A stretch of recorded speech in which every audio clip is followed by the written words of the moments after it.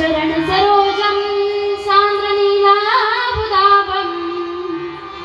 जगन्निहितपानी मण्डनं मण्डनानं तरुणतुलसीमाला कन्दनं कन्दनेत्रं सदयदवलहासं विठ्ठलं चिन्तयामि।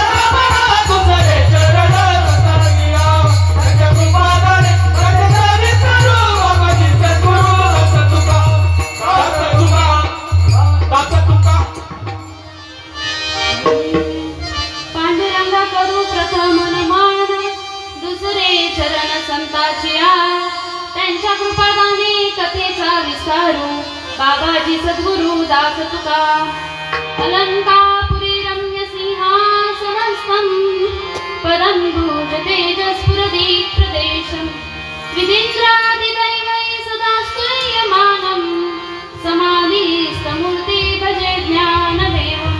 ओम नमो ज्ञानेश्वरा।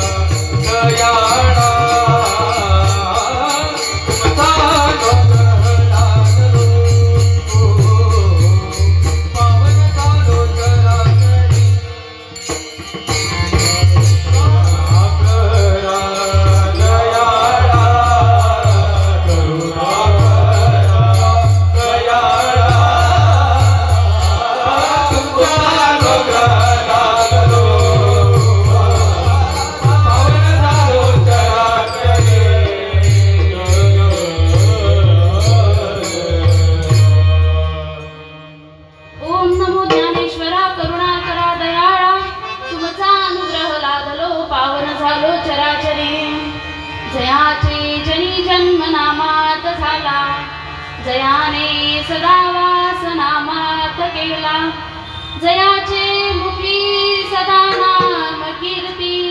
नमस्कार माझा सच्चिदानंद सद्गुरु भगवान माऊली मूर्ती. प्रस्तुत प्राप्त प्रसंगी प्राप्त स्थळी संकीर्तनासाठी तसेच निरूपणासाठी निवडलेला अभंग देहूचे सुप्रसिद्ध साधू वारकरी संप्रदायाच्या अगदी कलशस्थानी शोभून दिसणारे देवमान्य संत, जगमान्य संत, संत मान्य संत श्रीमंत श्री जगद्गुरु तुकोबाराया यांचा 4 चरणाचा बहुतेक सर्वांच्याच पाठांतरातला साधा, सरळ आणि सोपा, जन्माला आल्यानंतर अनेक वस्तू, अनेक व्यक्ती, आजूबाजूला असणारे प्रत्येक गोष्ट आपल्यावर काही ना काहीतरी उपकार करत असते. पण ही जी संत मंडळी आहे, येथे उपकारासाठी आले घरजा वैकुंठी या न्यायाने हे संत महात्म्यांचं जे अवतार कार्य आहे, त्यांचा जो अवतार आहे तो तुमच्या माझ्यासारख्या जड जीवांच्या उद्धारासाठी आहे, त्यांच्यावर उपकार करण्यासाठी आहे. आणि म्हणून त्या संतांचं उपकारात्मक, त्या संतांनी आपल्यावर काय उपकार केले किंवा त्यांचे उपकार आपण शब्दामध्ये वर्णन करू शकत नाही, असं वर्णन करणारा सरळ सोपा साधा अभंग आज प्रस्तुत सेवेसाठी निवडला आहे. विठ्ठल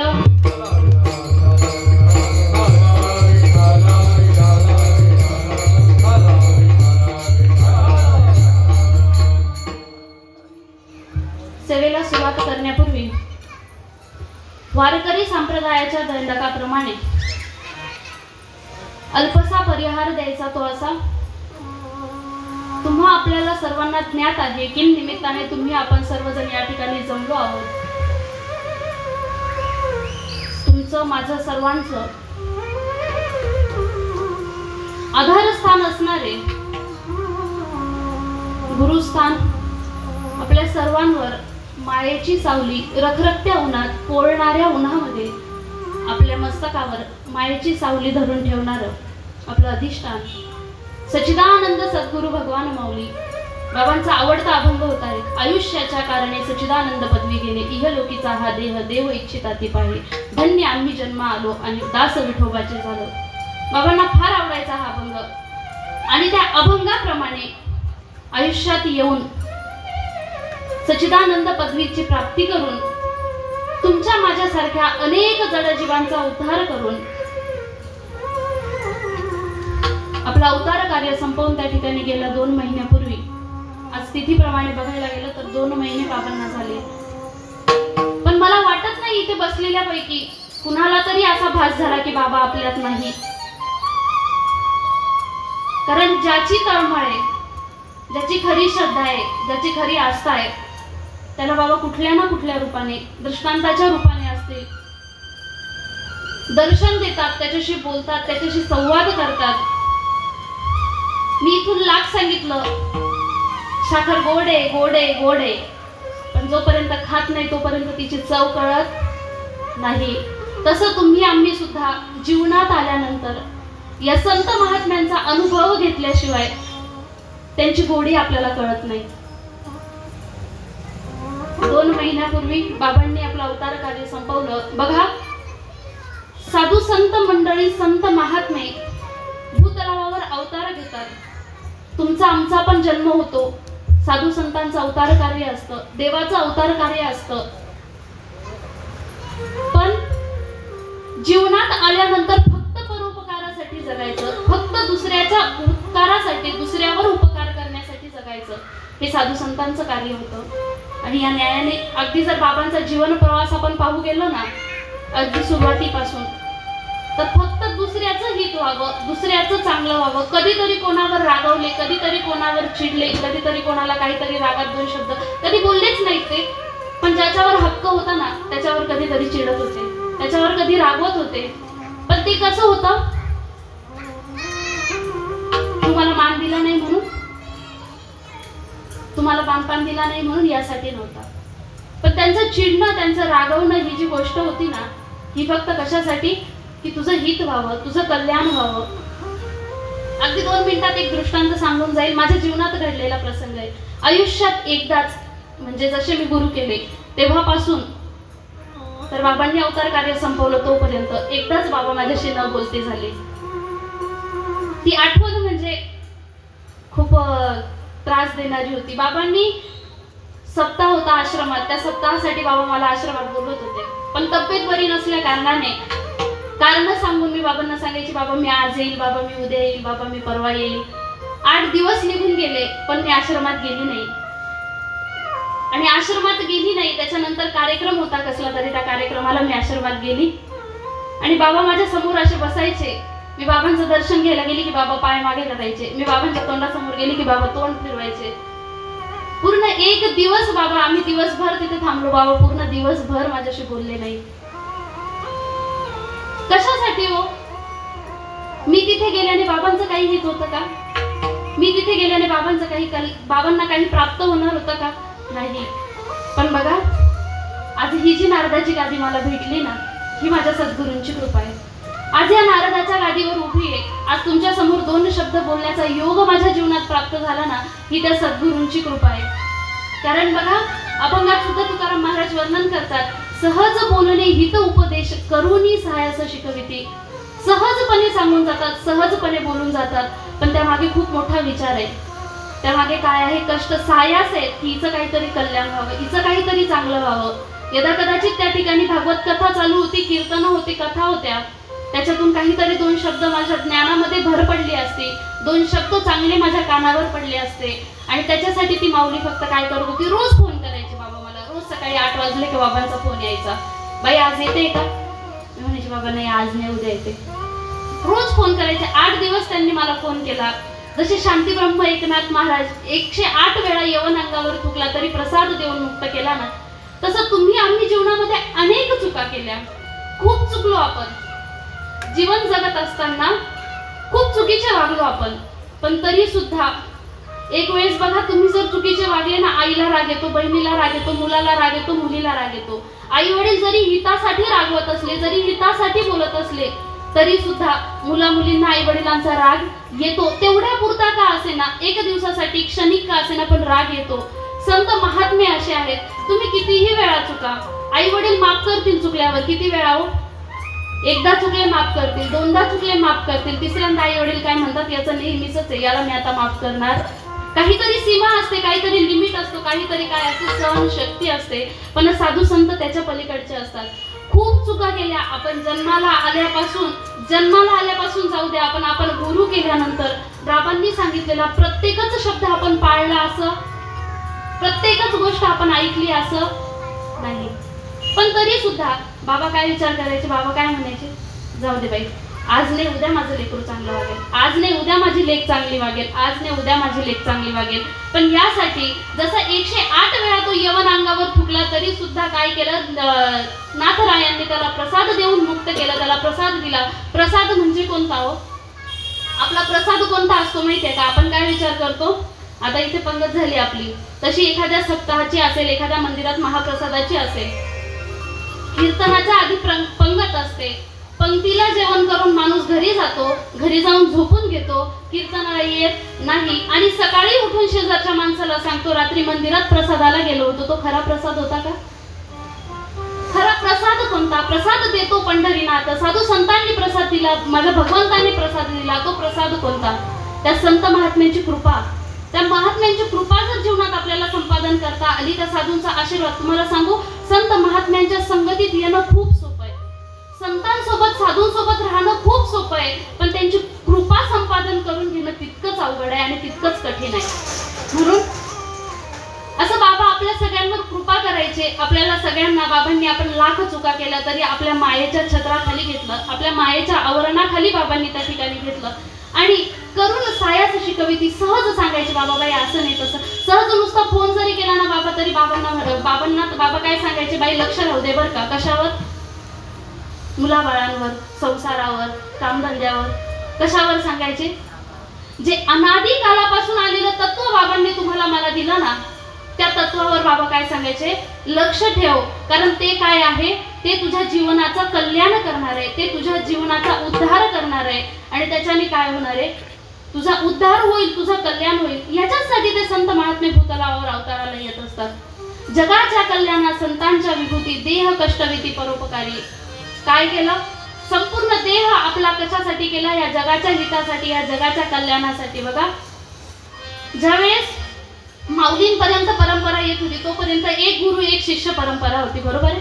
पण माऊलींनी काय केलं, ज्ञानदेवा सार चोचविलं, सगळ्यांचा विचार केला. माऊलींनी काय विचार केला की बुडते हे जन न देखवे डोळा, हे जे बुडणारं जन, हे जे अधोगतीला जाणारं जगत आहे ना, हे काय झालं, बघवत नाही आणि म्हणून काहीतरी यांचं कल्याण झालं पाहिजे, यांचं काहीतरी हित झालं पाहिजे, म्हणून लोपले ज्ञान जगी हित नेनती कोणी प्रगट गुह्य बोले. काय केलं, ते गुह्य सगळ्यांना सांगून टाकलं, सगळ्यांसमोर प्रगट केलं, जगासमोर खुलं केलं. कशासाठी केलं, तेच बाबा पण सांगायचे, तेच बाबा सांगायचे आपल्याला. बाबा काय म्हणायचे, बाई खूप कष्ट करून भेटतं हे, सहजासहजी भेटत नाही. तुला भेटलंय ना बाई, त्याचं सार्थक कर बर का, तुला दिलं ना बाई, त्याचं चीज कर बर का. बाबा काय सांगायचे, नेहमी त्यांचं एकच वाक्य असायचं, फक्त त्या नामावर आरूढ राहा. त्या नामावर कधीच बाबांनी सांगितलं नाही जीवनात की आपण कधी बाबा आपल्या घरी आले आणि बाबा आपण जेवण वगैरे झालं, बाबा कधी म्हणायचे का बाई मला हे दे का ते दे. आज आमच्या कांडेकर मावशी नाहीयेत. कांडेकर मावशींनी बाबांना माझ्या समोर एक प्रश्न विचारला होता. कांडेकर मावशी बाबांना म्हणे, त्यांनी ब्लँकेट आणले होते, बाबा आश्रमात हे ब्लँकेट घेऊन जा म्हणे. बाबा म्हणे, बाई तिथं ढिगारा पडला ब्लँकेटांचा, हे कशाला, मला हे नको, मला हे नाही पाहिजे म्हणे. मग मावशी म्हणे, बाबा तुम्हाला काय देऊ मी. माझे बाबा त्यांना म्हटले, फक्त तुमचं पावशरभर प्रेम मला द्या, याच्या व्यतिरिक्त मला काही लागत नाही. विठ्ठल विठ्ठल.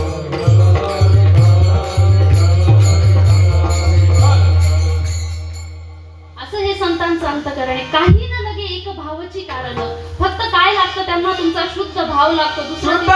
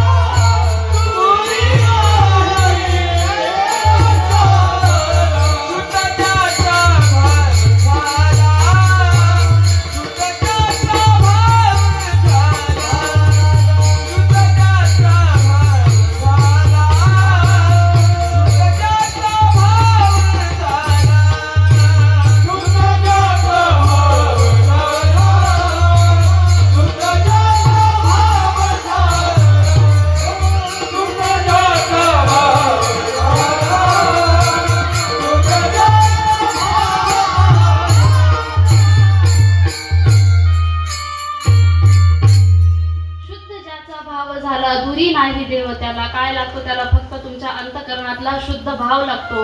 काहीच नाही, झाडं फुलं पानं फळं पाणी काहीच लागत नाही. काही न लगे एक भावाची कारण, फक्त एक शुद्ध भाव. दोन हात तिसरं मस्तक, पण शुद्ध भावाने जर का भगवंताच्या चरणावर ठेवलं ना, तर काय होतो, तो देव सर्वस्वी प्रसन्न होतो. त्याला तेवढंच लागतं, त्याला दुसरं तिसरं काही लागत नाही, त्याला काहीच लागत नाही. आणि अशी ही कृपेची सावली, ही माया, ही आपल्यावर असणारी ऊब. काय झालं माहितीये का, बाबा कुठे गेले नाही, बाबा कधी आले नव्हते, बाबा कधी गेले नाही. तुम्ही म्हणाल तर येड्या बिड्या झाल्या की काय, एवढे वर्ष तुम्ही बाबांसोबत राहिले आणि सांगताय काय बाबा कधी आले नाही, बाबा कधी.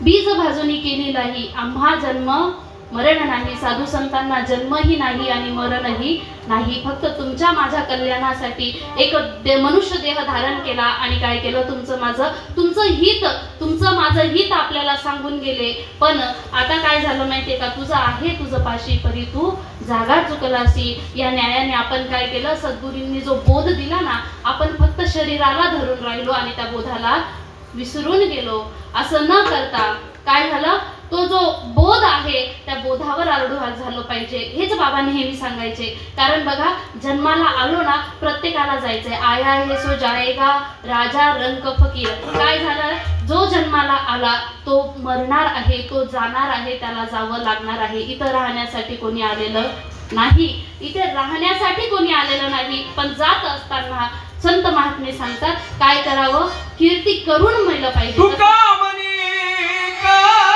मरणी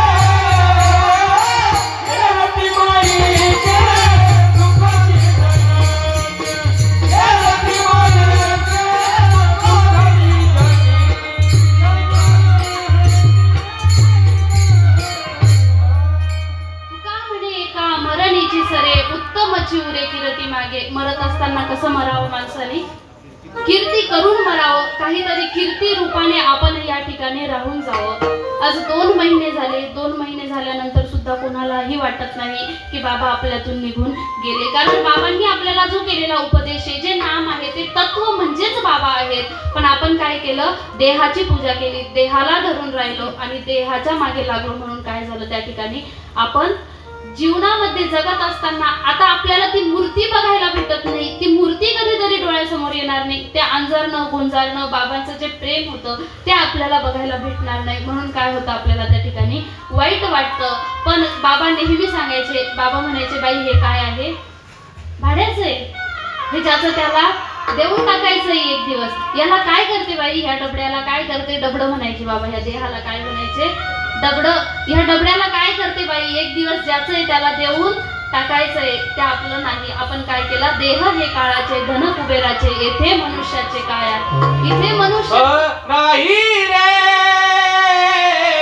नाही कुणाचे कोणी, नाही रे, नाही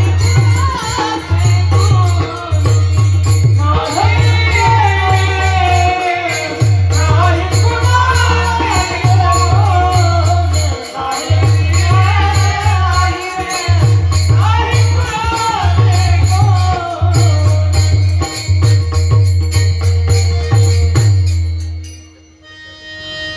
नाही हा देह कोणाचा आहे, काळाचा आहे, धन कुबेराचं आहे, इथे मनुष्याचं काहीच नाही. फुकटचा गर्व घेऊन जगतो आपण, फुकटचा अहंकार जीवनामध्ये बाळगून जगतो.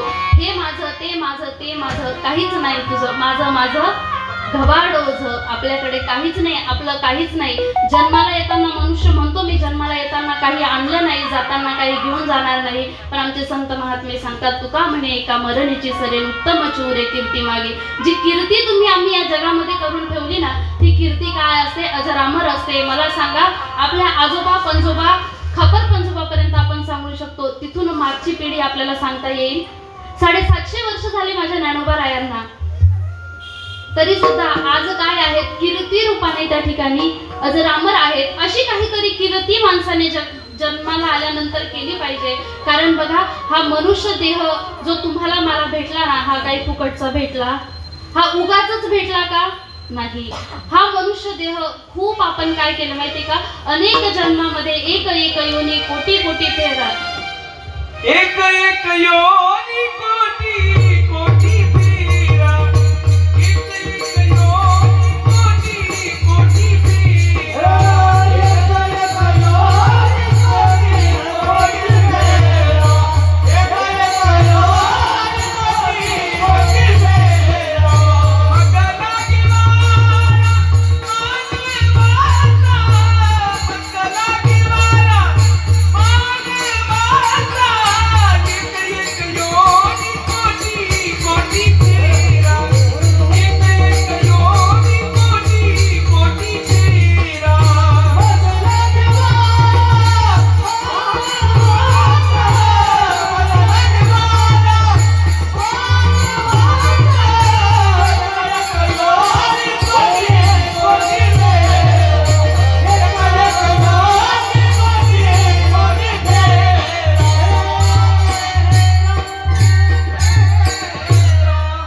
एक एक योनी कोटी कोटी फेरा, मग लागे वारा मानवाचा. सहजासहजी हा मनुष्य देह तुम्हाला मला भेटला नाही.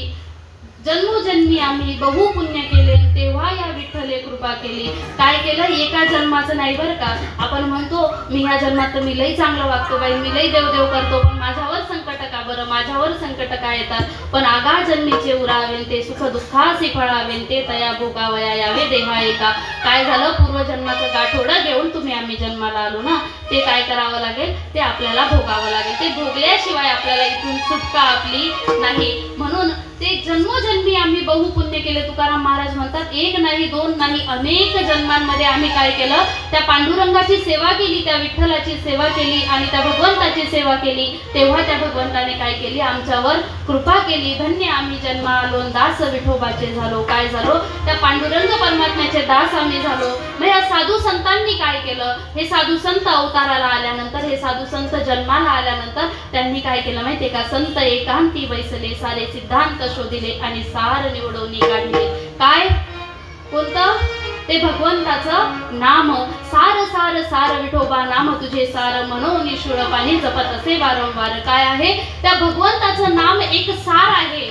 सार म्हणजे कोणता, आता आंबेरसाचा सीझन चालू आहे नाही का. सार म्हटलं की लगेच तो सार आठवतो, कारण मन चंचल चपळण, जाता येताना लगे वेळ. आपलं मन काय आहे, चंचल आहे.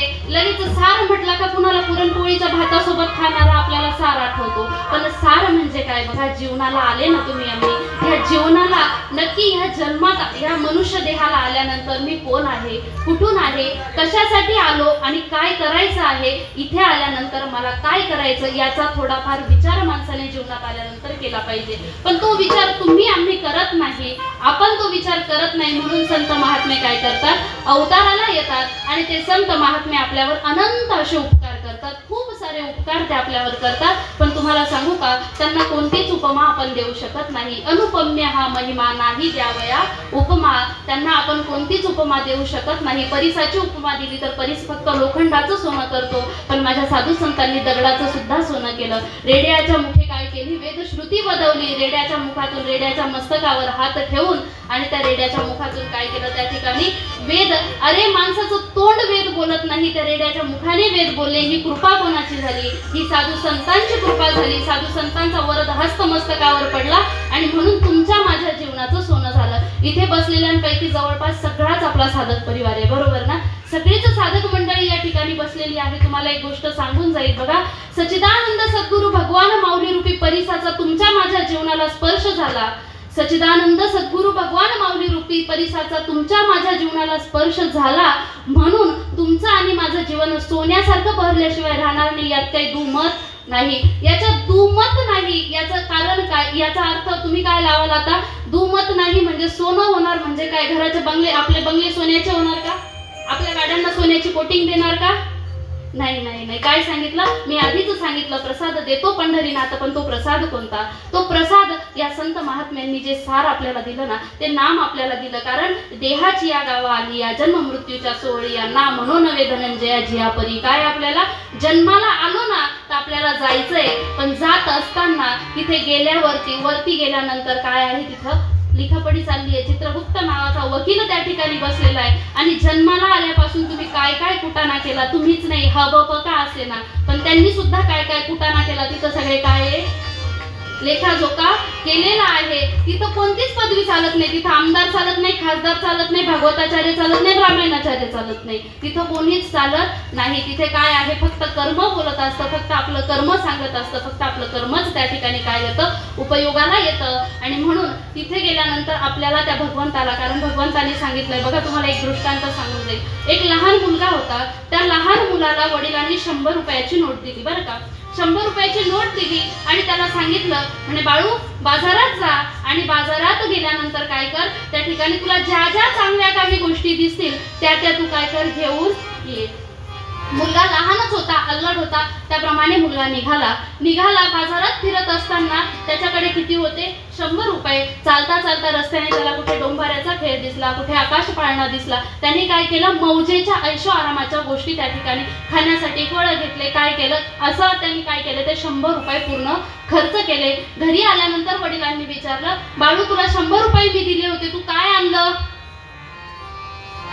होतं?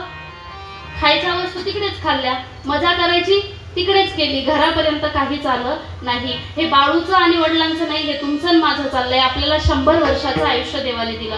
तो वरती आपला कोण आहे बसलेला, पंढरीचा पांडुरंग, तो आपला बाप आहे, तो बसलेला आहे वरती. आणि त्यांनी तुम्हाला मला 100 रुपयाचं म्हणजे 100 वर्षाचं आयुष्य दिलं. या 100 वर्षाच्या आयुष्यामध्ये तुम्ही जन्माला आल्यापासून आता 100 वर्ष कोणी जगत नाही. कारण काय म्हणतात संत महात्मे म्हणतात, अल्पायुष्य मानव देह शत गणिले ते अर्धरात्र खाय, त्यामध्ये बाल रोग पीडा क्षय, काय भजनासे उरले ते पाहेगा. हे 100 वर्षाचं आयुष्य तुम्हाला मला दिलं, पण या 100 वर्षाच्या आयुष्यामध्ये आपण काय केलं माहितीये का, 20 वर्ष 15 वर्ष बालपणात घालवले, 10-5 वर्ष बालपणात गेले, काही शाळेत जाण्यात गेले, काही शिक्षणात गेले, 20-25 वर्ष आयुष्याचे गेले. तारुण्य अवस्था आली, तारुण्य अवस्थेमध्ये लग्न, संसार, जॉब वगैरे सगळ्या गोष्टी सेटल झाल्यानंतर आपण काय केलं, संसार केला, लग्न केलं. तर लग्न आपला संसार आपण खूप थाटामाटात केला. काय केला, त्याला संसाराला आपण, संसार कसा आहे माहितीये का तुम्हाला, फाटका येतो त्याला. तुम्ही कितीही शिवला ना, तो इकडून शिवला की इकडे फाटत चालतो. आखूड गोधडी जशी असते ना, तोंडावर घेतली का पाय उघडे आणि पायावर घेतली का तोंड उघडं, तसा तुमचं कोणाचाच, सगळ्यांचा तसाच आहे. कोणी राजा असला त्याचा बी तसाच आहे आणि भिकारी असला रस्त्यावरचा त्याचा सुद्धा संसार काय, संसार परिपूर्ण कोणाचाच झाला नाही, म्हणून तुमचा आणि माझा सुद्धा होणार नाही. पण काय झालं, सांगितलं हे 100 वर्षाचं आयुष्य तुम्हाला मला दिलं. आपण ऐशो आरामामध्ये, मुलामध्ये, बाळांमध्ये, पोरांमध्ये, नातवांमध्ये, फिरण्या हिंडण्यामध्ये आपण हे काय केलं, हे आयुष्य वाया घातलं. पण वरती गेल्यानंतर तो भगवंत आपल्याला विचारणार आहे, तुला मी 100 वर्षाचं आयुष्य दिलं, याच्यामध्ये तू किती वेळा माझं नामस्मरण केलं, किती वेळा तू ह्या भगवंताचे गुणगान गायले, किती वेळा तू भगवंताचं दर्शन, जीवनातून दिवसातून किती वेळा तू त्या भगवंताची काय केली, आठवण केली, हे तुम्हाला मला तो भगवंत विचारणार आहे. त्याच्यासाठी आपल्याला काय करायचंय, मरणाच्या आधीच सावध व्हायचंय.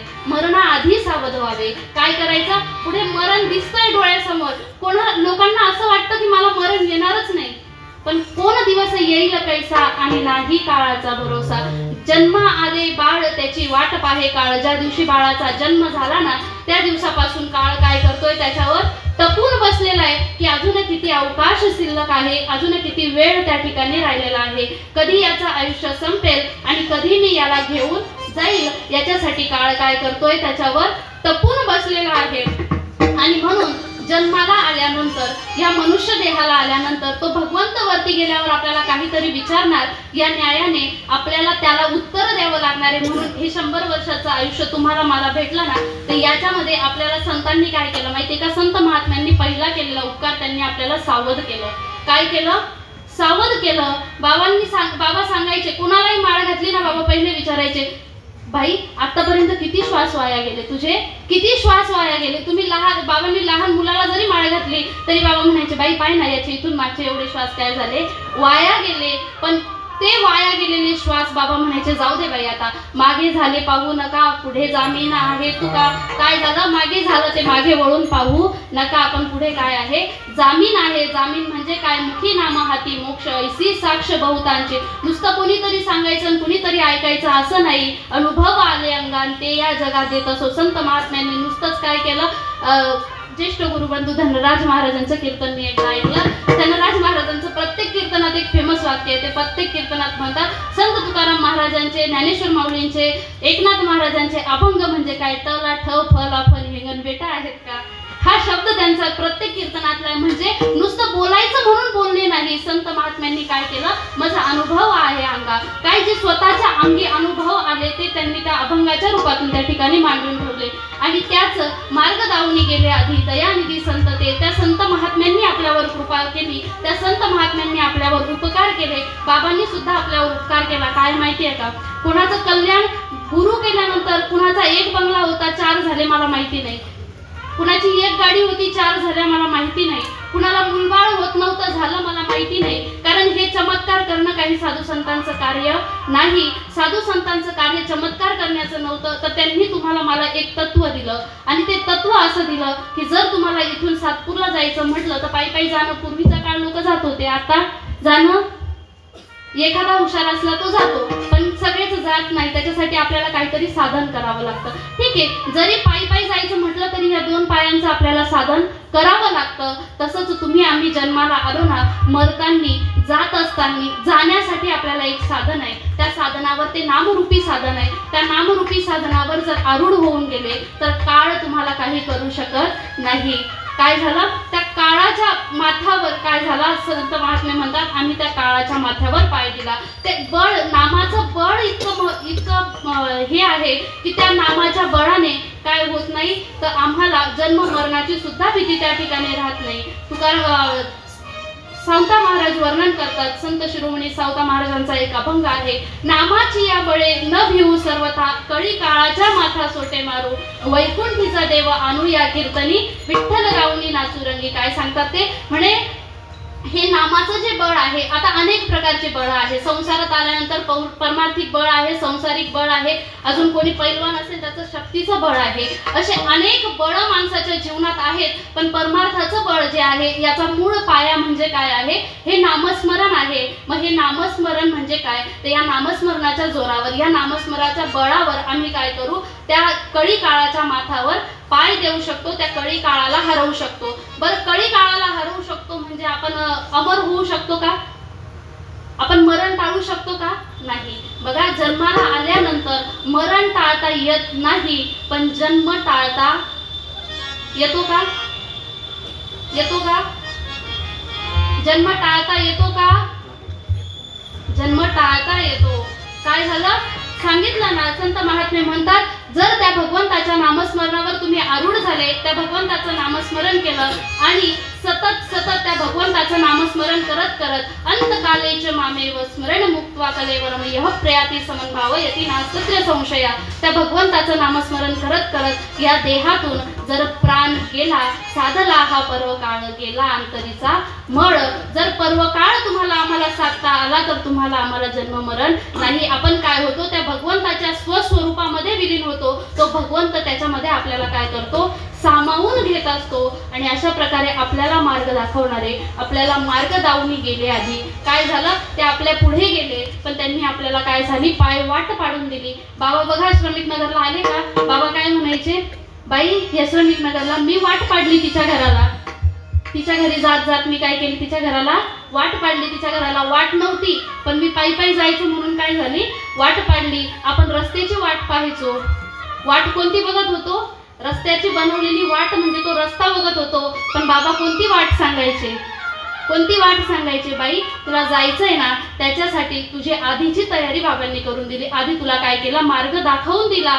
आणि जो मार्ग दाखवला ना, त्याच मार्गाने जर चालत गेली तर न पडे गुंता कोठे काही. तुला संसारात कुठल्याही गोष्टीची, संसारात परमार्थात कुठल्याच गोष्टीची अडचण येणार नाही. कारण एकदा की माणूस परमार्थात गुंतला की संसारात काहीही हो त्याला फरक पडत नाही. तुकाराम महाराज सांगतात ना, आम्ही सदैव सुडके जवळ येता चोर धाके. म्हणजे आमच्याकडे परमार्थाची आसक्ती माणसाला राहत नाही. माणूस परमार्थामध्ये सर्वस्वी स्वतःला वाहून घेत असतो. आणि म्हणून साधू संतांनी, बाबांनी आपल्याला एक नाम दिलं. आपण काय करायचो माहिती का, इतरत्र देवाला शोधत फिरत होतो. संतांचे उपकार सांगते बरं का मी, किती सांगितले मी शेवटी विचारणार आहे तुम्हाला, मी बाबांनी आपल्यावर किती उपकार केले ते. काय सांगितलं म्हणे, संत महात्मे बाबा म्हणायचे, बाई आपण काय करतो, तू म्हातारी लहान लहानपणापासून लहान बाळ आहे तेव्हापासून जर तीर्थयात्रा करायला गेली, फिरायला गेली आणि काठी टेकत जर वापस आली ना, तरी तुला कुठे सापडणार नाही. जगात शोधून तो देव सापडणार नाही. तो देव कुठे सापडेल? तुझ्या अंतरंगामध्ये आहे. देव देव म्हणून व्यर्थ कार्य फिरसी, निज देव नेनसी मुळी कोण. देवा नाही रूप, देवा नाही नाव, देवा नाही गाव कोटे काही. ज्ञानदेव म्हणे भजा आत्मदेवान, अखंडित सेवा करा त्याची. काय सांगितलं? ज्ञानदेव म्हणे भजा आत्मदेवा.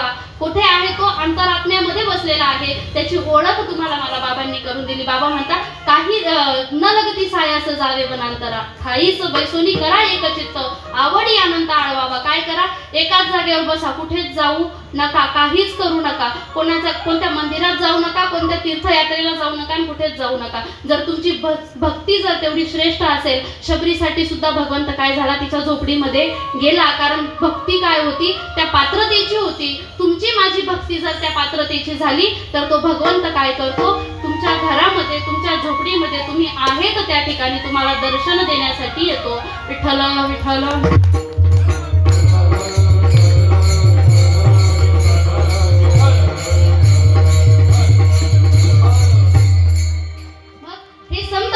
आपल्यावर उपकार करत असतात. माझ्यावर सुद्धा एक उपकार बाबांनी केला बरं का. आज ही जी नारदाची गादी आहे, या नारदाच्या गादीवर उभं राहण्याचं भाग्य माझ्या जीवनामध्ये मी पहिलेही सांगून गेली कोणाचं आहे? माझ्या बाबांचं आहे. साळुंखी मंजुळ बोलत असे वाणी, शिकविता धनी वेगळाची, किंवा माझी या बळे नाही मी बोलत, सखा सद्गुरु सखा भगवंत वाचा त्याची. काय आहे? ही साधू संतांची कृपा आहे, साधू संतांचा आशीर्वाद आहे. आणि म्हणून मोठ्या प्रेमाने मला ते भजन म्हणावं असं वाटतं. बाबांना सुद्धा ते भजन आवडायचं. बाबा म्हणायचे, हरी लाडकी लेक मी संताची ओ,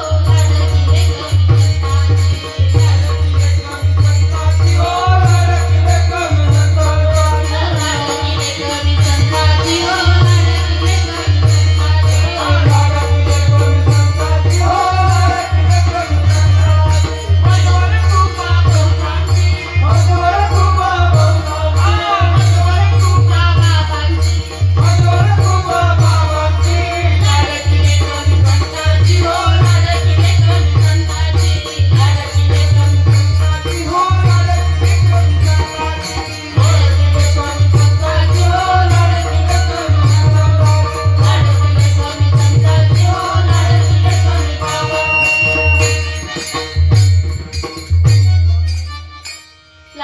कमी संतांची. कारण बघा, संतांजवळ भेदभाव नाही.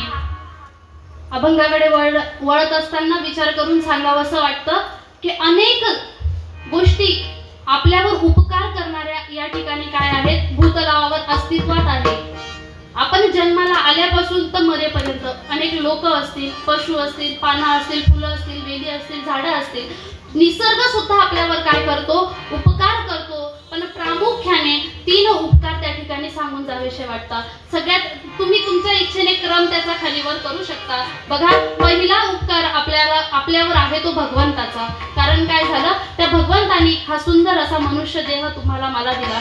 बरं, मनुष्य देहच नाही दिला तर कुठे इतर दुसऱ्या जिल्ह्यामध्ये न देता, इतर दुसऱ्या राज्यामध्ये न देता त्या ठिकाणी महाराष्ट्र राज्यात आणि नाशिक जिल्ह्यामध्ये तुम्हाला मला जन्माला दिलं. हे काय देवाचे कमी उपकार आहे? एवढे उपकार देवाने आपल्यावर केले की त्यांनी आपल्याला काय केलं? या महाराष्ट्रासारख्या या साधू संतांच्या पदस्पर्शाने पावन आणि पुनीत झालेल्या या नगरीमध्ये, या महाराष्ट्र राज्यामध्ये तुम्हाला मला जन्म दिला. नवे तर या नाशिक जिल्ह्यामध्ये प्रभू रामचंद्राच्या पदस्पर्शाने पावन आणि पुनीत झालेला आपला हा नाशिक जिल्हा, या नाशिक जिल्ह्यामध्ये भगवंताने तुमचा माझा जन्म केला. एवढंच नाही तर त्र्यंबक राजाच्या कुशीमध्ये राहण्याचं तुम्हाला मला भाग्य त्या ठिकाणी, निवृत्तीनाथ दादांसारख्या विश्वगुरु पदवी प्राप्त केलेल्या संतांच्या कुशीमध्ये राहण्याचं त्या ठिकाणी भाग्य तुम्हाला मला बाबांनी सद्गुरूंनी भगवंताने त्या ठिकाणी प्राप्त करून दिलं. म्हणून पहिले उपकार आपल्यावर कोणाचे असतील तर त्या देवाचे आहेत. कारण बघा, ह्याच जन्मामध्ये, ह्याच देहामध्ये, मनुष्य देहामध्येच तुम्ही आम्ही भजन करू शकतो. तुम्ही आम्ही चांगलं वाईट काय आहे याचा विचार करू शकतो.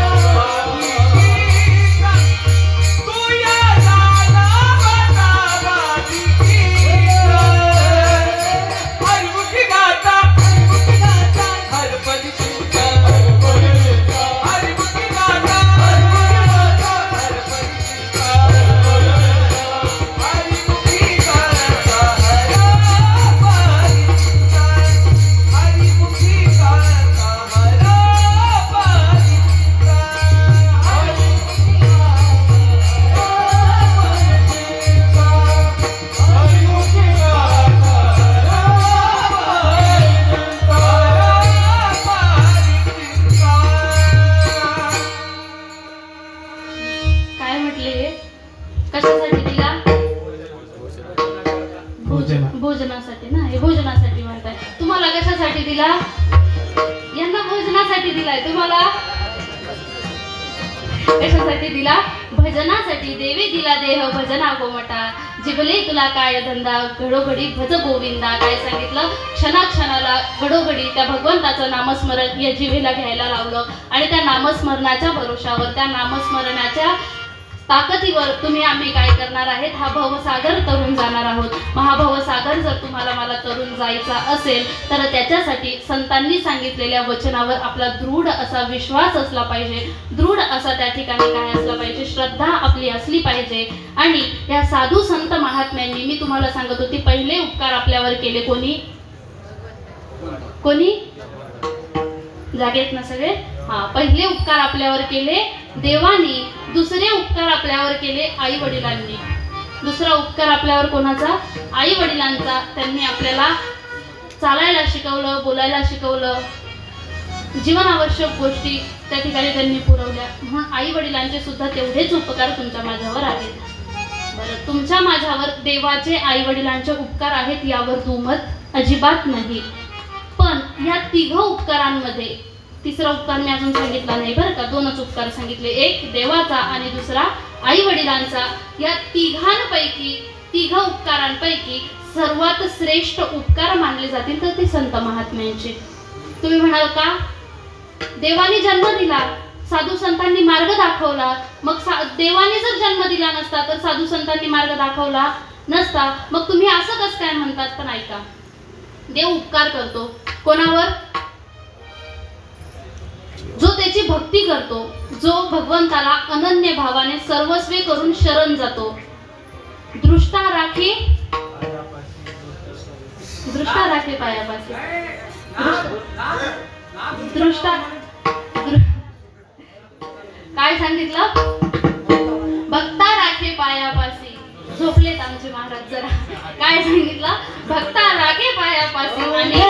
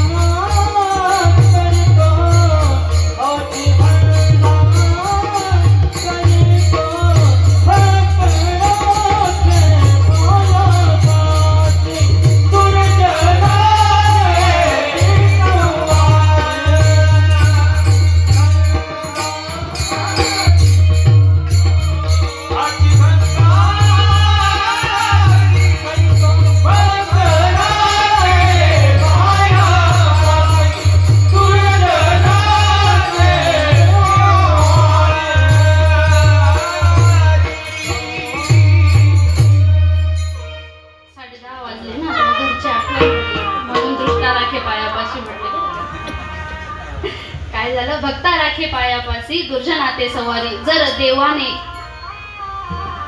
सर्वांनाच सारखं धरलं असतं, संत महात्म्यांनी असं केलं का? संत महात्मे तर म्हणतात, या रे लहान थोर, याती भलते नारी नर, खटनट यावे शुद्ध होऊनी जावे. त्यांच्याजवळ दुजा भाव नाही. पण भगवंत काय करतो? जो भक्त आहे ना त्या भक्तालाच तारतो, दुर्जनाला तारत नाही.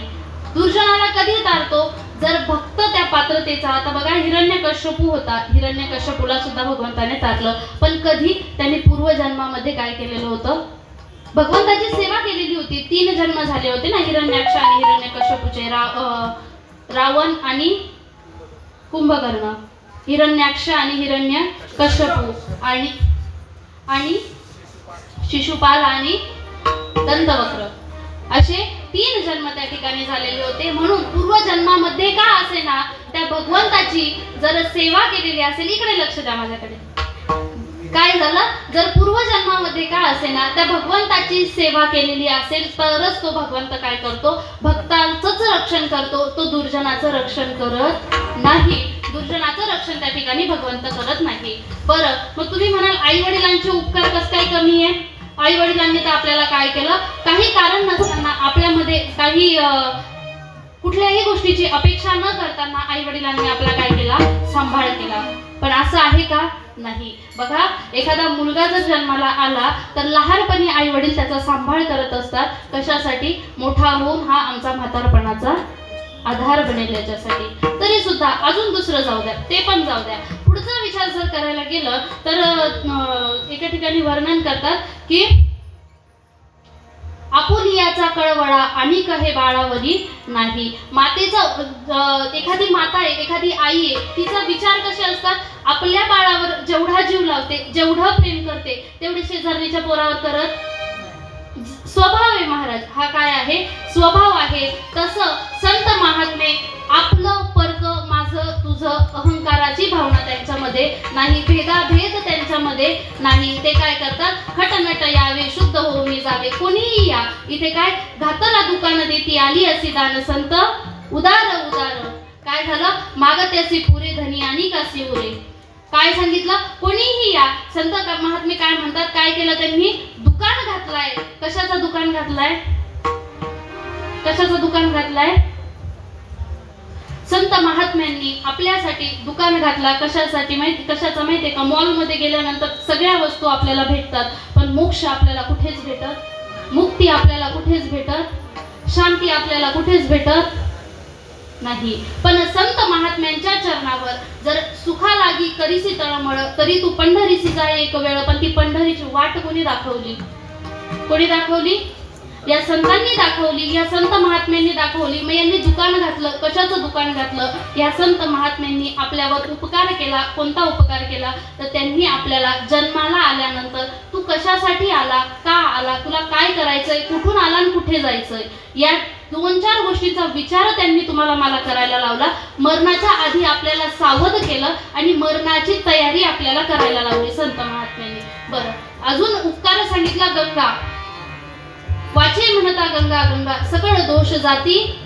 जसा की उगम झाला एखाद्या गंगेचा उगम जिथून झाला, उगम झालेल्या पर्वतापासून त्या गंगेची पूर्णता कुठे? एखाद्या ओढ्याला येऊन भेटली की तिची पूर्णता होते. समुद्राला का? मला वाटलं ओढ्याला भेटली की होते. समुद्राला भेटल्यानंतर काय होतं? त्या गंगेची, त्या नदीची, त्या ठिकाणी त्या सरितेची पूर्णता आहे. पूर्णता होईपर्यंत रस्त्याने येत असताना अनेकांचा ती काय करते? उद्धार त्या ठिकाणी करत असते. उद्धार करून येते तुमचा माझ्या उद्धारासाठी. कारण काय माहिती का? त्या गंगेला जर डोळ्यांनी जर आपण पाहिलं, काय सांगितलं? सकळ ही तीर्थे घडती एक वेळा चंद्रभागा डोळा देखलिया. कोणतीही गंगा असू द्या, कोणतीही सरिता असू द्या, कोणतीही नदी असू द्या, तिची डोळ्याने जरी पाहिलं तरी ती काय करते? कोटी कुळाच्या पापांचा नाश त्या ठिकाणी करते.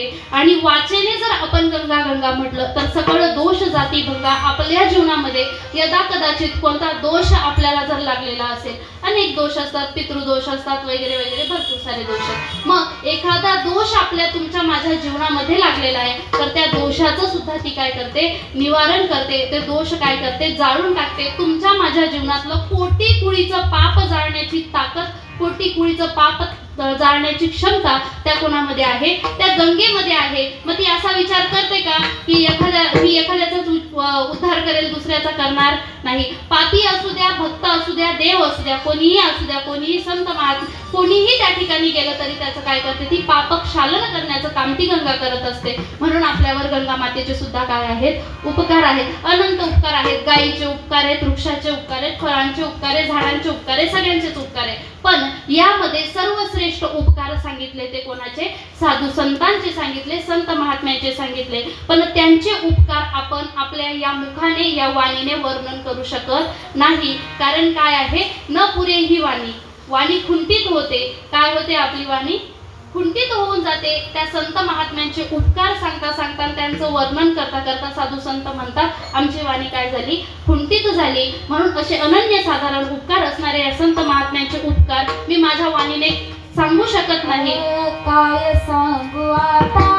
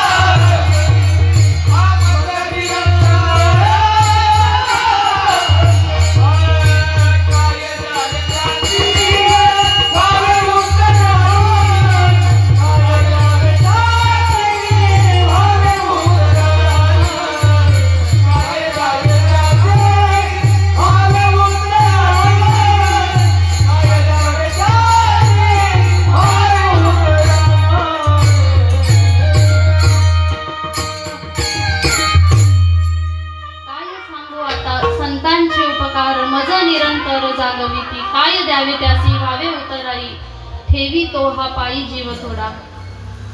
काय दिलं आपण त्या साधू संतांना तर त्यांच्या ऋणातून आपण मुक्त होऊ शकू? काहीच नाही. काहीच आपण त्या साधू संतांना देऊ शकत नाही. कारण बघा, एक वेळेस भगवंताच्या ऋणातून मुक्त होता येईल, एक वेळेस आई वडिलांच्या ऋणातून मुक्त होता येईल, एक वेळेस सर्वच ऋणातून आपण मुक्त होऊ शकू. पण साधू संतांनी केलेले जे उपकार आहे, साधू संतांचे जे ऋण आपल्यावर आहे, त्या ऋणातून मुक्त होणे आपल्याला शक्य नाही. काय द्यावे त्यासी व्हावे उतराई ठेवी तो हा पायी जीव थोडा. हा जीव म्हणजे हा देह जरी आपण त्यांच्या चरणावर समर्पित केला तरी सुद्धा आपण त्यांच्या ऋणातून त्या ठिकाणी मुक्त होऊ शकत नाही. मग त्या साधू संतांना काय दिलं पाहिजे, काय दिलं पाहिजे, काय त्यांना दिल्याने ते खुश होतील किंवा काय त्यांना दिल्याने त्यांच्या ऋणातून आपल्याला मुक्तता होता येईल? आपण त्यांना काहीच देऊ शकत नाही. पण त्या साधू संतांना आनंद कशात वाटतो माहितीये का? संत महात्म्यांनी आपल्याला काय केलं ते सार काढून दिलं, सार शोधून दिलं ना, त्याच्यावर तुम्ही आरूढ राहिलं पाहिजे. जर त्या नामावर, त्या साधू संतांनी दिलेल्या नामावर जर आपण आरूढ राहिलो तर तेवढंच त्यांना काय वाटायचं, प्रिय असायचं, तेवढंच ते नामस्मरण बाबांना आवडत होतं. आणि त्या नामाच्या बळावर आपण काय करू, हा भवसागर तरुण जाऊ. जर हा भवसागर तुम्हाला मला तरुण जायचा असेल तर ह्या भवसागर तरुण जाण्यासाठी तुम्हाला मला काय करावं लागेल माहितीये का? ह्या साधू संतांच्या चरणावर लीन व्हावं लागेल. कारण आपण काय करतोय, तुम्ही मी सर्वच जण सुखासाठी तळमळ करतोय, पण आपण आपल्याला ते शाश्वत असणारं सुख या जगामध्ये कुठेही शोधून भेटत नाही. मग ते सुख आपल्याला भेटेल तरी कुठे, पण आपण काय करतो माहितीये का? आपण ते सुख शोधत असताना पत्ताच चुकीचा घेऊन निघालो. आपण संसारामध्ये सुख शोधतो, पण सुख संसारात आहे का? नाही. काय आहे? संसार दुःख मूळ चोहीकडे इंगळ विश्रांती नाही कोठे रात्रंदिवस तळमळ. रात्रंदिवस तळमळ करतो आपण, पण तरी सुद्धा ते शाश्वत असणारं सुख तुम्हाला आणि मला भेटत नाही. मग ते सुख भेटतं तरी कुठे, ते सुख असतं तरी कुठे, आणि त्या सुखासाठी आपल्याला जावं तरी लागतं कुठे? तर संत महात्मे सांगतात, सुख वसे येची ठाई आणि बहुपायी संतांच्या, या संतांच्या सद्गुरूंच्या साधू संतांच्या चरणावर काय आहे ते शाश्वत असणारं सुख तुम्हाला मला भेटतं. संगतीचे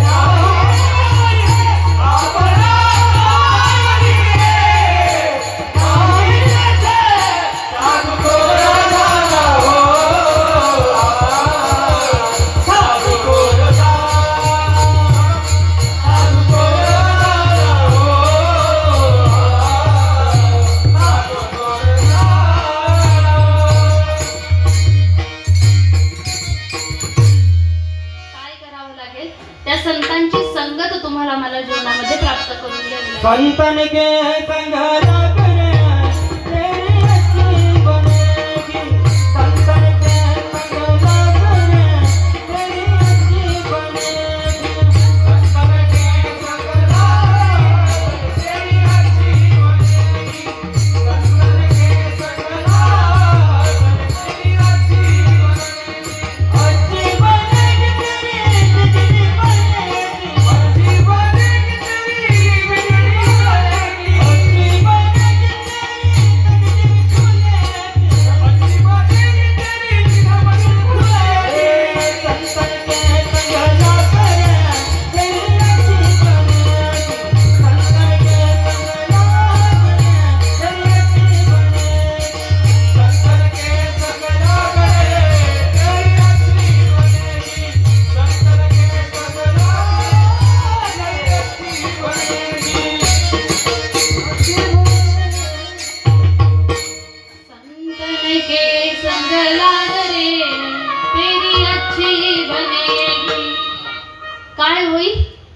जीवनामध्ये कल्याण होईल कशाने होईल? त्या साधू संतांच्या संगतीत गेल्याने, त्या साधू संतांचा संग तुमच्या माझ्या जीवनात घडल्याने तुम्ही आपण काय करू?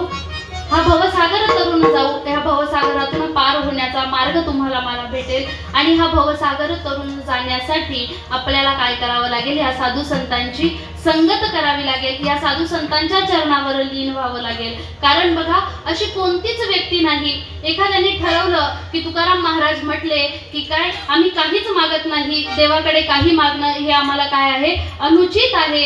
कारण आम्ही काय करू? वडिलांची रीत जाणत असो, आमच्या वाडावडिलांनी काही मागितलं नाही म्हणून आम्ही काही मागणार नाही. मग एखादा असलाच संतनिष्ठ, साधू संतांच्या चरणावर निष्ठा असणारा निष्ठावंत वारकरी तो काय म्हणतो? मी भगवंताकडे, जर माझे वाडावडील म्हणजे कोण? संत मांदियाळीने, वारकरी संप्रदायात होऊन गेलेली संत मांदियाळी, त्यांनी जर देवाकडे काही मागितलं नाही तर मी सुद्धा त्या देवाकडे काहीच मागणार नाही, असा विचार केलाच बरं का, असा विचार केलाच एखाद्याने, तरी सुद्धा तो दर्शनाला गेल्यानंतर, भगवंताच्या मंदिरात गेल्यानंतर, 2 हात जोडल्यानंतर, तिसरं मस्तक देवाच्या डोक्यावर चरणावर टेकवलं आणि समोर उभा राहून त्या भगवंताच्या चेहऱ्याकडे पाहत राहिला, तर पाहता पाहता सहजच कितीही ठरवून आलेला असू द्या, पण देवा मला काहीच नको, पण जीवनात शांती राहू दे, एवढं तरी आपण भगवंताकडे मागितल्याशिवाय रिटर्न येत. कारण आपला स्वभावच तो आहे. कारण बघा, असं म्हणतात की आल्याची खोड गेल्याशिवाय जात नाही. स्वभाव माणसाचा असा आहे ना, माणसाने त्याला कितीही बदलण्याचा प्रयत्न केला तरी बदलत नाही. एक खूप सुंदर दृष्टांत आहे, पण सांगण्यासाठी वेळ नाही, मला अजून बरंच पुढे चिंतन मांडायचंय.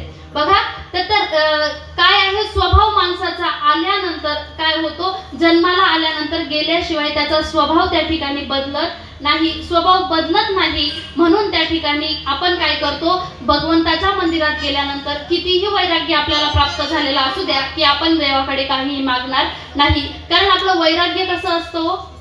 क्षणिक वैराग्य असतं. आपलं वैराग्य कसं आहे? क्षणिक वैराग्य आहे. मंडपात आहे तोपर्यंत आपल्याला इतकं वैराग्य प्राप्त होतं, इतकं वैराग्य प्राप्त होतं, आणि मंडपाच्या बाहेर गेलो की संसार आपल्याला इतका ग्रासतो की आपण काय करतो? इथलं झालेलं वैराग्य, उठताना सगळेजण कपडे झटकून त्या ठिकाणी उठत असतात. इथलं तुमचं तुम्हाला, आमचं आम्ही चाललो, काय झालं तुमचं तुम्हालाच राहू द्या, हे सगळं वैराग्य आपण आपलं इथल्या इथेच सोडून जातो, घरी काही घेऊन जात नाही. म्हणून घरी जात असताना काहीतरी घेऊन जा, काहीतरी घेऊन जा. म्हणजे एखाद्याची चांगली चप्पल, बरोबर आहे ना, काहीतरी घेऊन जायला सांगितलं. आता तुम्ही इथून काही घेऊन जाऊ शकत नाही. एक तर आमच्या रवींद्र दादा समोर बसले, त्यांचा कॅमेरा चालू आहे, इथून काही नेलं तर तुम्ही सापडले जाता जाता चप्पल कोणाची घातली? अंधारात कोण बघणार? म्हणून तुम्ही कोणाची एखादी चांगली बघून या बरं का. एवढं तुम्ही जाताना काय करा, कीर्तनातून घेऊन जाशाल ना सगळे, नाही का?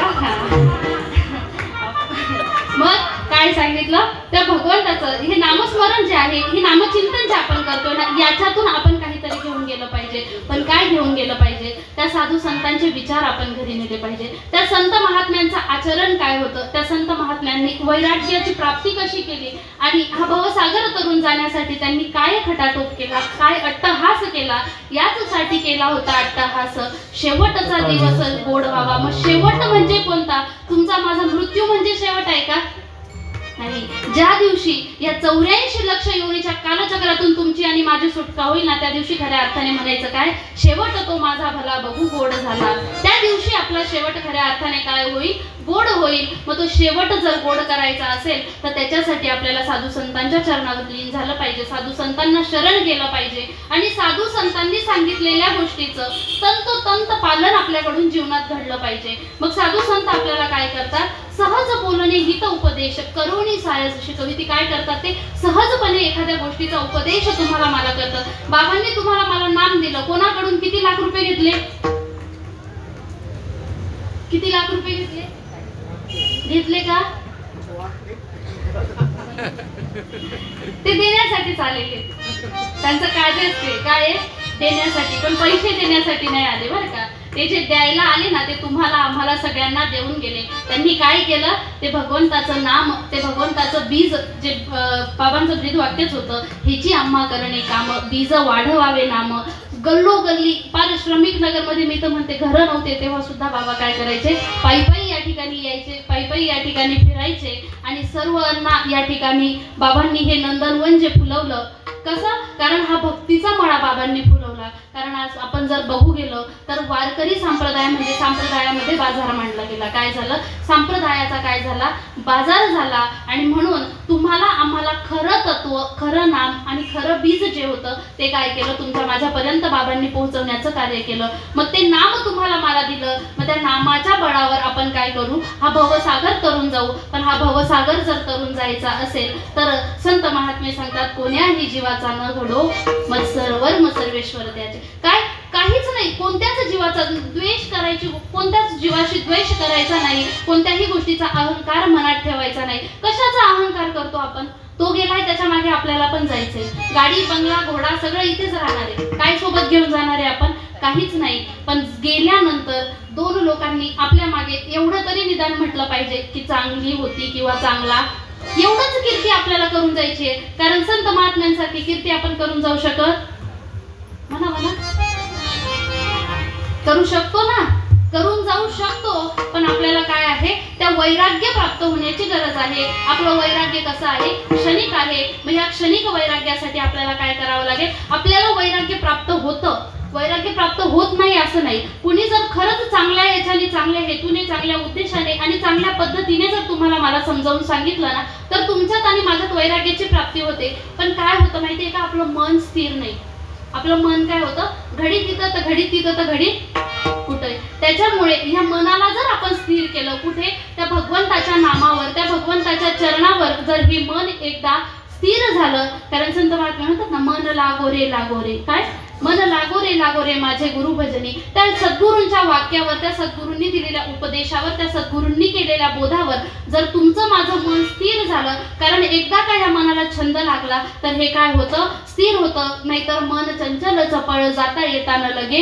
वेळ आपण इथे बसलेलो असलो तरी इथे बसल्या बसल्या आपण काय करतो, घराला लॉक लावलं होतं का, बाई जेवण झालं, स्वयंपाक केला पण गॅस बंद केला होता का, बाई गॅसवर दूध होतं, गॅस चालू तर नव्हता ना, दूध जळून तर नाही गेलं ना, हे कुठे आपण आठवतो, कीर्तनामध्ये आठवतो. म्हणून आपलं मन जोपर्यंत चंचल आहे तोपर्यंत आपल्याला वैराग्याची प्राप्ती होत नाही. ज्या दिवशी हे मन स्थिर होईल, या मनाला स्थिर करण्यासाठी आपल्याला काय करावं लागेल, ह्या साधू संतांना शरण जावं लागेल. मग ते काय करतात, ते आपल्याला त्या ज्ञानाचा बोध करतात. कोणत्या ज्ञानाचा, ते ज्ञान पैगा बरवे जरी मनी आधी आणावे तरी संता या भजावे सर्वस्वेसी. त्या मनात, त्या ज्ञानाची प्राप्ती जर तुम्हाला मला झाली तर हे तुमचं माझं भरकटणारं मन ते काय होतं, एका जागेवर एकाच ठिकाणी स्थिर होतं, सद्गुरूंच्या, साधूच्या, भगवंताच्या चरणावर स्थिर होतं.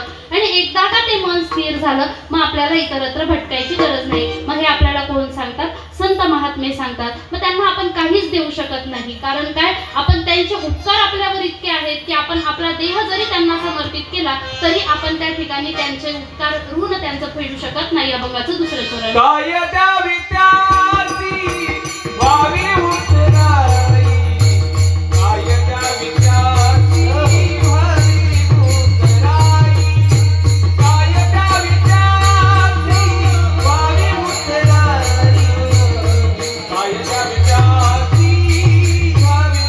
उतराई, काय द्यावी त्यासी व्हावी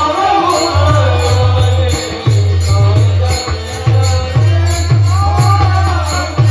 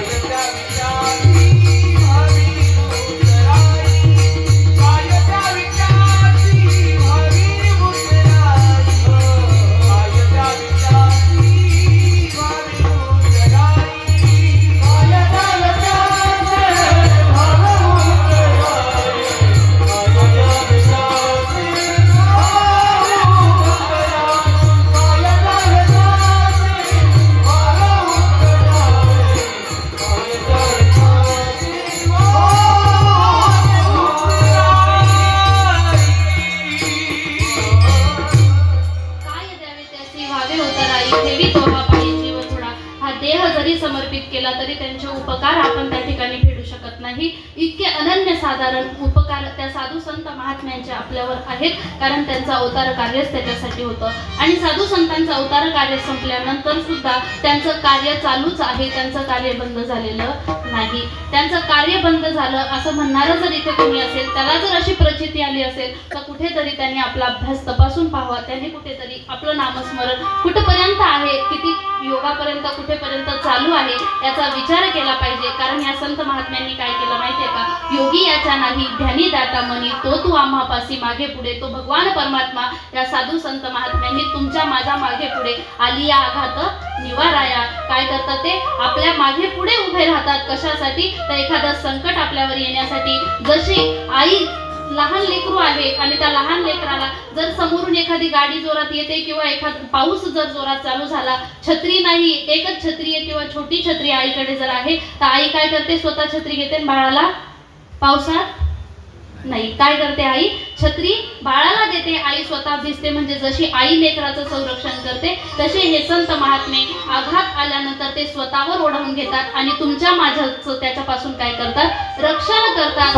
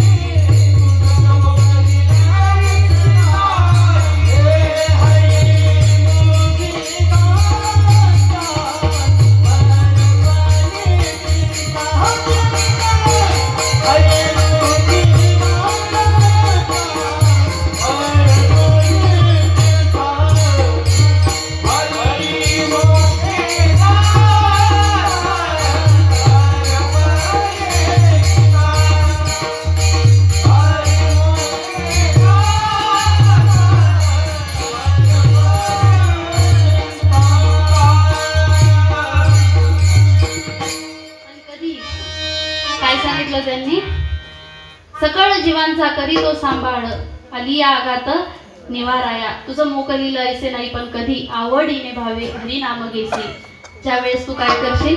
आवडीने मन लावून मनपूर्वक श्रद्धेने श्रद्धायुक्त अंतकरणाने त्या भगवंताचं नामस्मरण घेशील, त्या भगवंताचं नामस्मरण करशील, त्यावेळेस काय करेल? तो मागे पुढे उभा राहे सांभाळिता, आली या आघात निवाराया. त्यावेळेस काय करेल? पण कोणतं? संसार दुःखातून नाही बरं का, कारण संसाराचे भोग ह्या जन्मामध्ये तुम्ही चुकवू शकाल, पण त्याच्यासाठी तुम्हाला पुढचा जन्म पुन्हा घ्यावा लागेल. म्हणून संत महात्मे काय करतात? त्या भोगाची, त्या येणाऱ्या दुःखाची, त्या येणाऱ्या संकटाची तीव्रता कमी करतात. ते त्याच्यातून आपल्याला सोडवत नाही. कारण ह्याच जन्मामध्ये आल्यानंतर एकदा संत महात्म्यांचं म्हणणं असतं की आपण जे भोग भोगण्यासाठी आलो ना, ते ह्याच देही ह्याच याच्यामध्ये काय करा? भोगून संपवून टाका. कारण याच देहामध्ये आपल्याला पाप पुण्य कळतं, इतर योनीमध्ये ते ज्ञान नाही. पशु काय पाप पुण्य जाणीती, उत्तम मध्यम भोग भोगिती. हे सगळं ज्ञान, हे सगळं ज्ञान आपल्याला त्या ठिकाणी काय करतात? गुरु तेथे ज्ञान. कुठे असतं हे ज्ञान? गुरु तेथे ज्ञान. ज्ञानी आत्मदर्शन दर्शनी समाधानार्थी जैसे. ज्या ठिकाणी साधू संत आहेत ते आपल्याला काय करतात? सहजपणे आपल्याला त्या नामाचा, त्या बोधाचा उपदेश करतात. सहजपणे हा भवसागर तारून जाण्याचा मार्ग तुम्हाला मला दाखवतात. अभंगाचं तिसरं सहज बोला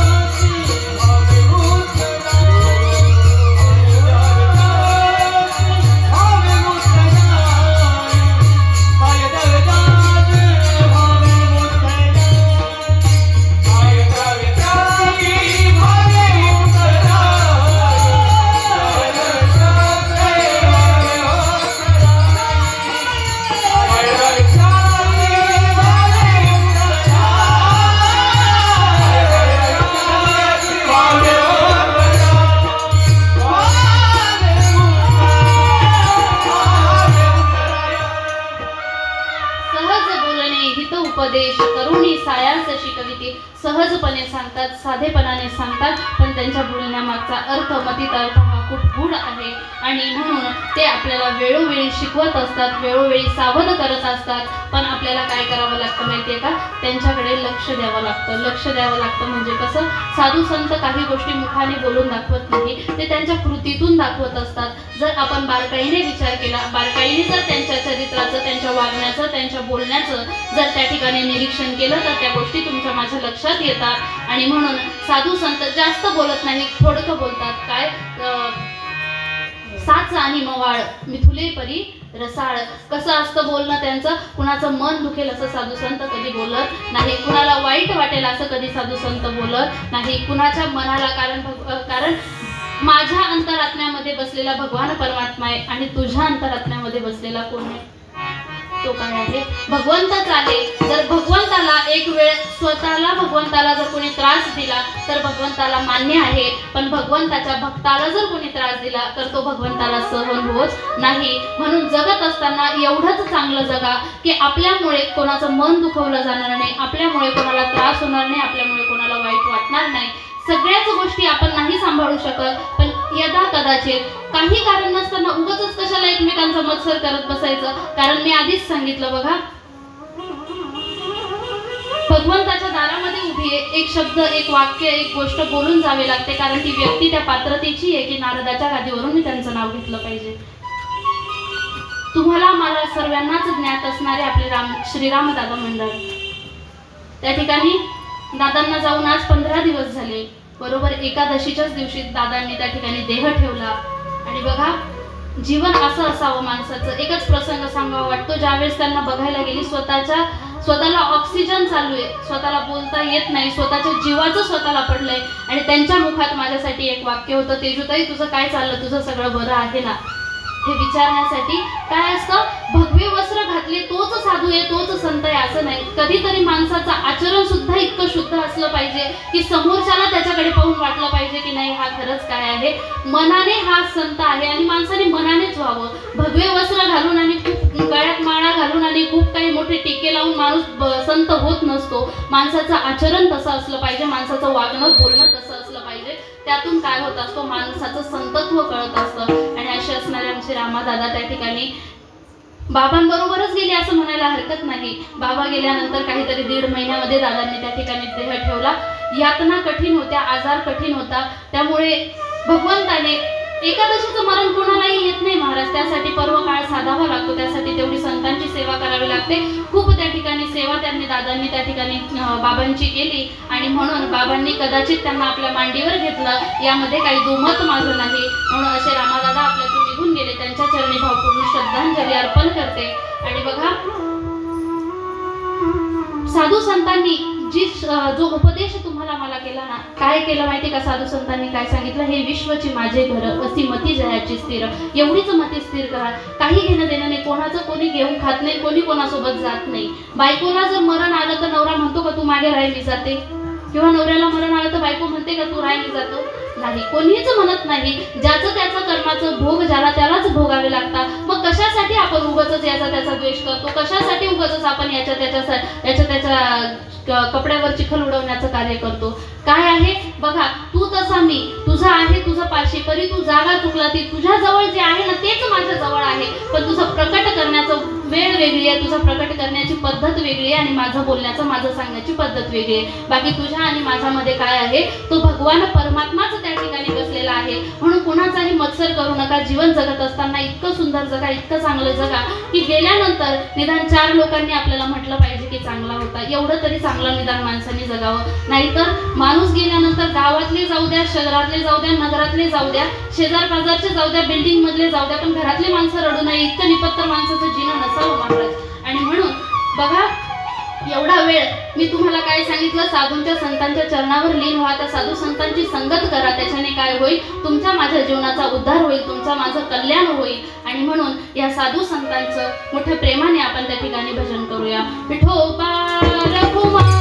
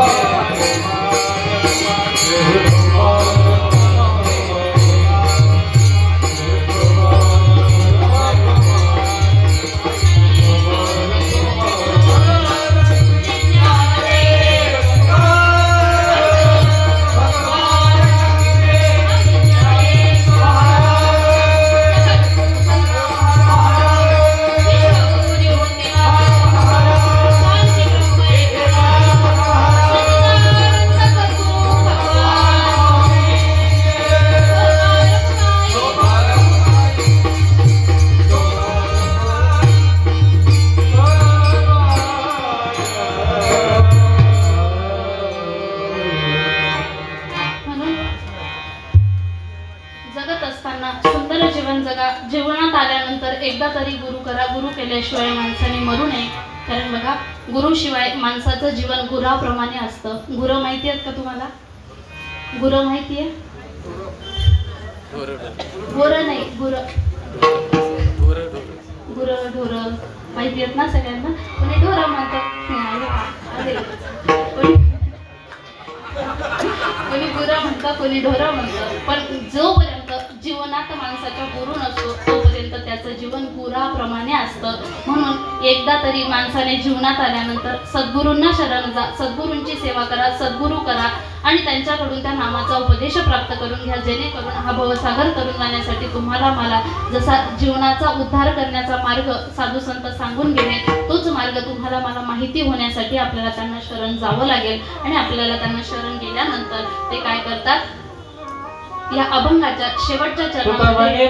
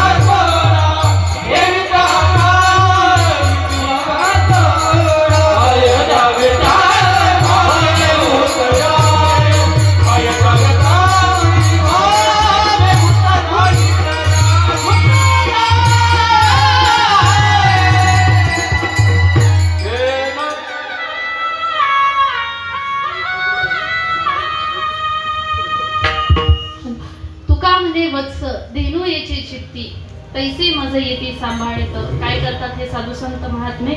उदाहरण दिलं या शेवटच्या चरणामध्ये की जसं वत्स म्हणजे काय आहे, गाईचं वासरू आहे, ते सतत आईचं चिंतन करतं आणि आई जशी त्याला संकटात धावून येते, संकटाच्या काळामध्ये ती गाय जशी त्या ठिकाणी त्या वासरावर तिचं अतोनात प्रेम असतं, तसे हे संत महात्मे तुमच्या माझ्यावर प्रेम करतात.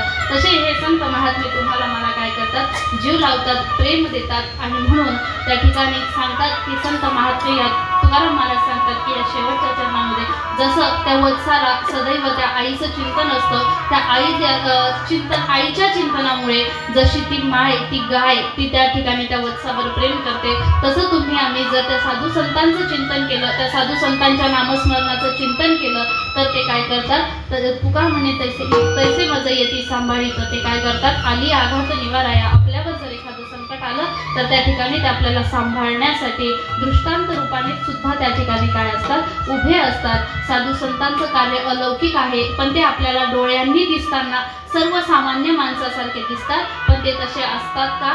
नाही, ते तसे असत नाही. साधू संत दिसायला जरी आपल्यासारखे असले पण त्यांचं असणं काहीतरी वेगळं असतं. ते ह्या देहावर उदासीन असतात, या देहामध्ये राहून ते ह्या देहाची आसक्ती बाळगत नाही. आणि तेच ते तुम्हाला आणि मला वारंवार त्या ठिकाणी शिकवत असतात की काय, हा देह काय आहे, भाड्याचा आहे, हा जाणारे. ह्या देहावर प्रेम करण्यापेक्षा या देहाच्या अंतरात्म्यामध्ये बसलेला जो भगवंत, त्या भगवंतावर प्रेम करा. त्या भगवंतावर प्रेम केल्याने तो काय करेल, तुम्हाला अलगद त्या ठिकाणी सांभाळून घेईल, अलगद त्या ठिकाणी उचलून घेईल, अलगद झेलून घेईल. जसं की झाडाखाली उभा असलेला व्यक्ती एखादं झाडावरून पडलेलं फळ असेल, फूल असेल, अलगद झेलून घेतो, तसा भगवंत तुम्हाला मला काय करतो, सांभाळतो. पण त्याच्यासाठी आपल्याला काय करावं लागेल, तेवढ्या श्रद्धेने, अनन्य भावाने त्या साधू संतांची सेवा करावी लागेल, त्यांच्याकडून त्या नामाची प्राप्ती करावी लागेल. आणि त्या नामाची प्राप्ती झाल्यानंतर तुम्ही मी जीवनात काय होईल, उद्धार त्या ठिकाणी पावेल. बघा, करविली तैसी केली कटकट, वाकुडिका नीट देव जाणे. कारण माझी या बळेनी नाही मी बोलत, जरी समोर उभी मी दिसते, जरी बोलताना मी दिसते, पण बोलविणारे कोणीतरी वेगळे आहेत आणि ते माझे सद्गुरू आहेत. माझ्या बाबांनी जसा उपदेश केला, बाबांनी जसं या रिकाम्या मडक्यामध्ये, जसं मी नेहमी सांगत असते की एखाद्या रेड्याच्या मस्तकावर जसा माऊलींनी हात ठेवून त्याच्या तोंडातून वेद वदवले, तसे माझ्या माऊलींनी ह्या दगडाच्या मूर्तीमध्ये, ह्या दगडामध्ये वरदहस्त ठेवला आणि ह्या दगडातून सुद्धा काहीतरी तोडके मोडके दोन शब्द त्या भगवंताची सेवा करण्याचं भाग्य माझ्यासारख्या पामराला प्राप्त झालं. हे खरंच माझं अहोभाग्य आहे. असे सद्गुरू, असे संत पुन्हा होणे नाही. मायेचं अंतकरण, जगाच्या पाठीवर कोणत्याही पुरुषाला माऊली असं संबोधलं जात नाही, पण फक्त माझ्या माऊली महावैष्णव ज्ञानोबारायांनाच माऊली ही पदवी दिली गेली. आणि त्यानंतर माझे सद्गुरू भगवान बाबा माऊली बाबांनी सुद्धा त्याच अंतकरणाचे बाबा होते, तेवढ्याच मायेने ते प्रत्येकाशी वागत होते, तेवढ्याच अंतकरण त्यांचं निर्मळ होतं, पवित्र होतं. आणि म्हणून बाबांना सुद्धा मोठ्या प्रेमाने आपण सर्वजण भगवान माऊली म्हणून त्या ठिकाणी संबोधायचो. तुमची माझी खरंच आपल्या अनाथ जीवांची आज खऱ्या अर्थाने 2 महिन्यापूर्वी तुम्ही आम्ही आपण सर्वजण पोरके झालोत महाराज. कारण बघा, जन्माला आल्यानंतर हा भवसागर तारून जाण्यासाठी खूप अनन्य असे अतोनात कष्ट आपल्याला सहन करा. आपला जन्म सुद्धा फुकटचा नाही आणि मरण सुद्धा फुकटचं नाही. खूप त्रास सहन केला, खूप कष्ट, खूप यातना आपण सहन केल्या. आणि हे त्या साधू संतांना माहिती होतं, म्हणून त्यांना कळवळा येत होता, म्हणून त्यांना वाटत होतं की काय झालं पाहिजे, या 84 लक्षाच्या योनीमधून या माझ्या लेकराचा उद्धार झाला पाहिजे, हे माझं लेकरू या योनीत, या चक्रातून सुटलं पाहिजे. आणि हे सुटल्यानंतर काय होईल, या जीवाचा उद्धार होईल. म्हणून ही माऊली जोगी